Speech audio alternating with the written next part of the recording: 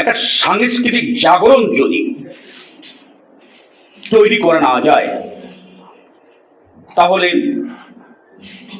বাংলাদেশকে সভ্যতার উচ্চ শিখরে নেওয়া যাবে না।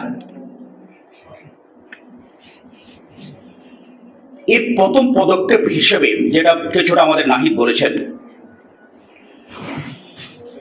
তিনি বাংলাদেশের জাতীয়তাবাদের নতুন রাজনৈতিক দর্শনটি আমাদের সামনে নিয়ে আসলেন।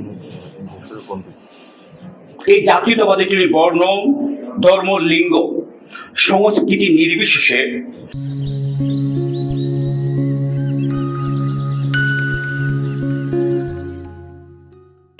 সকল নাগরিকের মধ্যে একটা ঐক্য এবং সংহতি তৈরি করেছিলেন। তিনি বিশ্বাস করতেন আমাদের সংস্কৃতি আমাদের দেশজুড়ে কৃষ্টি ধারক এবং বাহক, এবং এর রয়েছে এক অনন্য সাধারণ ঐতিহ্য। এটাকে তিনি পেশ করে একটা সাংস্কৃতিক জাগরণ তৈরি করার চেষ্টা করেছিলেন। আপনারা যদি দেখেন, একটু আগে কথা হয়েছে, এর প্রথম পদক্ষেপ হিসেবে তিনি, দ্বিতীয় পদক্ষেপ হিসেবে তিনি যেটি করেছেন, তিনি দেখলেন মানুষের মধ্যে একটা সাংস্কৃতিক জাগরণ তৈরি করতে একটা সংগঠন প্রয়োজন।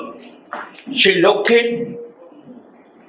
জাসাসটি তিনি প্রতিষ্ঠা করেছিলেন, এবং যেই বছর বিএনপির জন্ম, একই বছর অল্প কয়েক মাসের মধ্যে জাসাস প্রতিষ্ঠা করেন। 27 ডিসেম্বর। আমি জানি না জিয়াউর রহমান যে লক্ষ্য নিয়ে জাসাসকে প্রতিষ্ঠা করেছেন সেটা তার কতটুকু জাসাস সেটাকে জাতির সামনে উপহার দিতে পেরেছেন। তবে কিছু করেন এটাও বলা ঠিক হবে না।